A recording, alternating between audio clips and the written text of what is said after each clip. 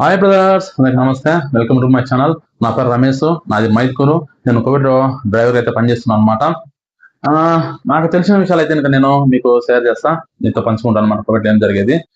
Video మీకు నచ్చితే like కొట్టండి, అట్టే షేర్ చేయండి. ఇంకా నా ఛానల్ కొత్త చూస్తుంటే సబ్స్క్రైబ్ చేసుకోండి. నాకు కొంచెం సపోర్టింగ్ అయితే ఇవ్వండి. ఈరోజు మ్యాటర్ వచ్చిందంటే, ఈరోజు ఒక చిన్న మా సారు నన్ను అనుమానం పడినాడు అనమాట. వీళ్ళు ఎటుంటారంటే నమ్మితే గనక భలే మనల్ని బాగా చూసుకుంటారు. ఒక్కసారి వీళ్ళ నమ్మకం పోగొట్టుకుని మనకు ఉండే వీళ్ళ దగ్గర వీళ్ళు ఎట్లుంటారంటే మనం కుక్క కన్నా హీనంగా చూస్తారు. కుక్క కన్నా హీనంగా అంటే వీళ్ళు అసలుకి ఇంకా మనల్ని పట్టించుకోరు అనమాట. వీడు ఇలాంటి వాడు, అది చిన్నదైనా సరే పెద్దదైనా సరే ఒక్కసారి వాళ్ళకు అనుమానం వచ్చి వీడు మంచోడు కాదు అంటే ఇంకా వీళ్ళు ఇంకా పెద్ద తలనొప్పి, పెద్ద వీళ్ళు అస్సలకి మనల్ని ఇంకా నమ్మరు. అంటే ఒకసారి ఏం జరిగిందంటే, నేను అంటే సాయంత్రం పూట ప్రతిరోజు వాకింగ్ పోతా బయటికి. మా మా ఇంటి ముందర చాలా ఖాళీ స్థలం అయితే ఉంది. నేను వాకింగ్ చేయడానికి అట్లా తిరగడానికి అందుకు బాగా హెల్దీగా ఉంటుందని చెప్పి నేను బయటికి పోతుంటాను అనమాట. వాకింగ్ చేయడానికి అర్ధ గంట సేపు. అట్లా పోయే క్రమంలో ఏమైందంటే, మా ఇంటికి ఎదురు పక్కన రోడ్డు, మా పెద్ద రోడ్డు ఉంది మా ఇంటి పక్కన. ఆడ రోడ్డు పక్కన బస్ స్టాప్ ఉంది. ఆ బస్ స్టాప్ పక్కన అంటే వీళ్ళు ట్యాక్సీ కోసం కానీ బస్సులు అయితే ఏం రావు, కానీ బస్ స్టాప్ మంది కట్టించిండు. ఈ ట్యాక్సీలు, చిన్న చిన్న ట్యాక్సీలు ఇవే అయితే వస్తున్నాయి అనమాట, కార్లో పనికి. అందుకు వాళ్ళు ఎవరు ఆడేళ్ళు, మళ్ళీ ఆడేళ్ళు ఆడ వచ్చినారంట. వాళ్ళతో ఎవరో మాట్లాడుతున్నాడు మొగాయి పని. మళ్ళీ ఈ మా సార్ ఎవరిని చూసిండో నాకైతే తెలియదు. నేను వాకింగ్ చేసిన అంటే దగ్గర దూరంగా పోయినా సరే అని చెప్పేసి నేను మా సార్ ఎవరు చూసినా అదేదో నేనైతే కాదు. నేనైతే ఏ ఆడలతో మాట్లాడలే, ఏం చేయలేదు. ఎవరు ఆడలతో మాట్లాడారట. ఎవరు మాట్లాడినా మరి డ్రైవరో లేకుంటే ఇంకెవరో నాకే తెలియదు. నేనైతే మాట్లాడలే. నేను వాకింగ్ చేసుకుని పోయినా. సరే మా సారు బయటికి పోతా చూసిందంట. వాళ్ళు మాట్లాడుకునేది వాళ్ళు ఎవరో వాళ్ళు చూసిందంట. నేను ఏమన్నా మనిషి ఏమన్నా అలా ఉన్నాడో ఏం పాడో చూసిందంట. నేను వాకింగ్ చేసి ఇంటికి వచ్చేసిన సరిగ్గా మూడునే. మళ్ళీ తెల్లవారి మధ్యాహ్నము నమాజ్ మసీద్ పోతా వచ్చి నేను బయట ఉంటే నేను నేను ఆడలతో మాట్లాడదని చెప్పినా కదా, వేరే వాళ్ళు నీకు తెలియని వాళ్ళతో మాట్లాడదని చెప్పినా కదా, ఎందుకు మాట్లాడినావు అన్నాడు. నేను ఎవరితో మాట్లాడలే అని చెప్పిన. ఎవరితో మాట్లాడలేదు అని చెప్పిన.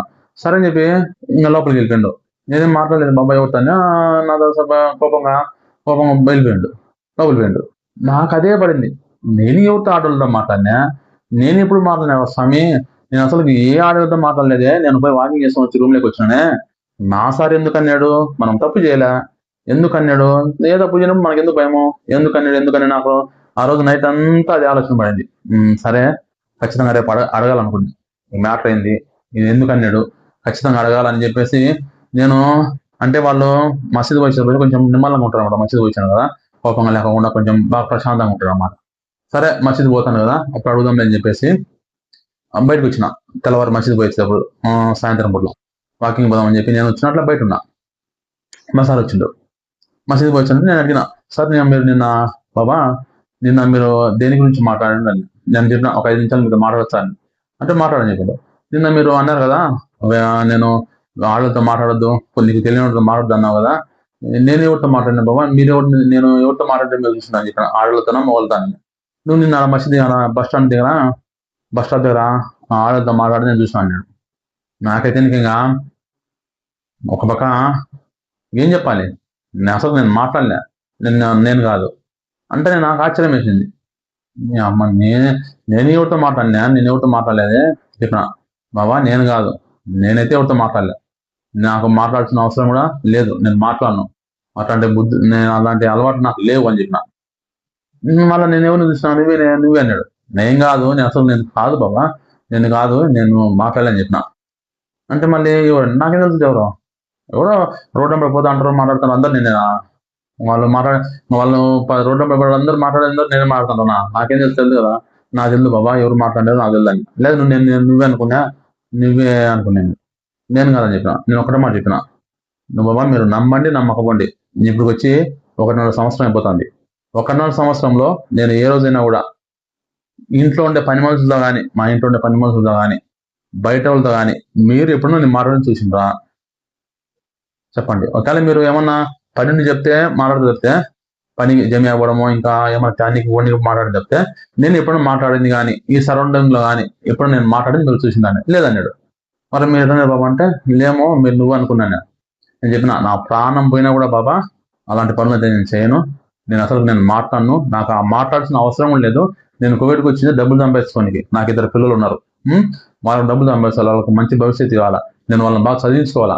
నేను ఇక్కడ వాళ్ళతో మాట్లాడి నేను ఇట్లా చేస్తే నా డబ్బులు పోగొట్టుకుంటా. నాకేం అవసరం? ఆ రోజు మీరే చెప్పిండ్రు, వచ్చిన రోజు మీరు చెప్పిండ్రు, మీరు ఎవరితో మాట్లాడద్దు, ఇక్కడ డబ్బులు పోగొంటారు, ఆడతో మాట్లాడదని చెప్పిన కదా. ఆ మాట నేను మాట్లాడను. అయినా కూడా నాకు తెలియంది బాబా, నేను కోవిడ్కి వచ్చింది ఎందుకు? డబ్బులు సంపాదించుకోనికి.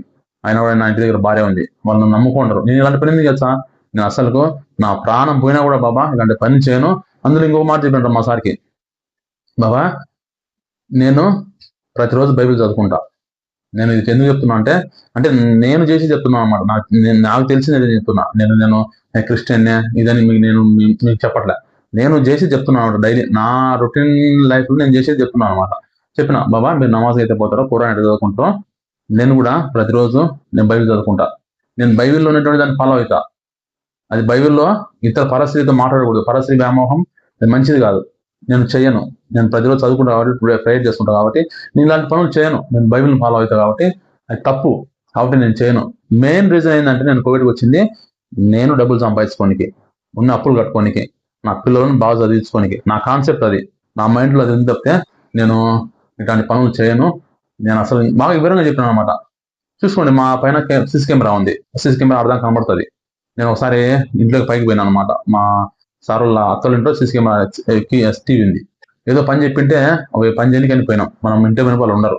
పోయినప్పుడు చూసినాం అనమాట కెమెరా. టీవీలో చూస్తే మొత్తం సరౌండింగ్ మొత్తం 5 సిసి కెమెరాలు ఉన్నాయి. నా రూమ్కి వచ్చే ఒకసాట, రూమ్ కాడ ఒకసాట, బయట మొత్తం సరౌండింగ్ లో 5 కెమెరాలు ఉన్నాయి. 5 కెమెరాలు చెక్ చేసుకోమని చెప్పిన.